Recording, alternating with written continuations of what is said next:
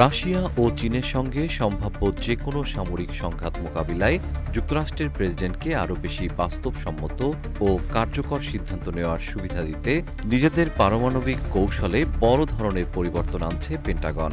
NBC নিউজের এক প্রতিবেদন অনুযায়ী দীর্ঘদিনের দূরপাল্লার পারমাণবিক অস্ত্রের উপর একক নির্ভরতা কমিয়ে এবার স্বল্পপাল্লার পারমাণবিক অস্ত্রের মোতায়েন বাড়ানোর উপর বিশেষ জোর দিচ্ছে ওয়াশিংটন।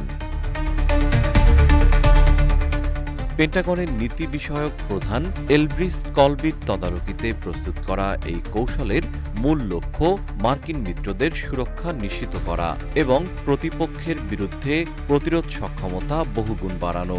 মার্কিন প্রতিরক্ষা কর্মকর্তাদের মতে যেকোনো সংকটময় পরিস্থিতিতে প্রেসিডেন্টের হাতে যত বেশি বাস্তবসম্মত বিকল্প থাকবে, মার্কিন প্রতিরোধ ব্যবস্থা ততটাই শক্তিশালী হবে। পারমাণবিক অস্ত্রভান্ডার সীমিত রাখা নিয়ে রাশিয়া ও যুক্তরাষ্ট্রের মধ্যে দ্বিপক্ষীয় নিউ স্টার্ট চুক্তির মেয়াদ ফুরানোর পরই মূলত পেন্টাগন এই নতুন কৌশল সাজাতে শুরু করে।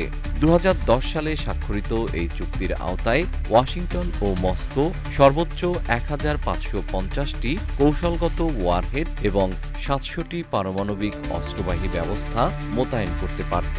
প্রায় 6 মাস আগে গত ফেব্রুয়ারিতে এর মেয়াদ শেষ হলেও চুক্তিটি আর নবায়ন হয়নি। চুক্তির মেয়াদ শেষে রাশিয়ার প্রেসিডেন্ট ভ্লাদিমির পুতিন অন্তর্বর্তীকালীন সময়ে নিউ স্টার্টের শর্ত মেনে চলার প্রস্তাব দিয়ে জানান, যুক্তরাষ্ট্র সংখ্যা না বাড়ালে মস্কো উত্তেজনা বাড়াবে না। অন্যদিকে মার্কিন প্রেসিডেন্ট ডোনাল্ড ট্রাম্প চীনকে যুক্ত করে একটি ত্রিপক্ষীয় চুক্তি করতে চাইলেও বেইজিং তাতে যোগ দেয়নি। প্রায় 600টি ওয়ারহেডের অধিকারী চীনের যুক্তি, সবচেয়ে বড় পারমাণবিক অস্ত্রভান্ডার যাদের নিরস্ত্রীকরণের মূল দায়িত্ব তাদেরই নেওয়া উচিত।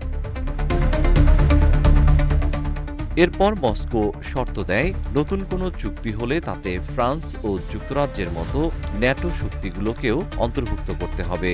মস্কো স্পষ্ট জানিয়েছে, ন্যাটোভুক্ত দেশে হামলার কোনো পরিকল্পনা তাদের নেই। তবে যেসব দেশ রাশিয়াকে লক্ষ্য করে মার্কিন পারমাণবিক অস্ত্র ধারণ করবে, প্রয়োজনে সেসব দেশকেও সরাসরি পাল্টা লক্ষ্যবস্তু বানাবে রাশিয়া। জিএম শিহাব, রূপালী বাংলাদেশ।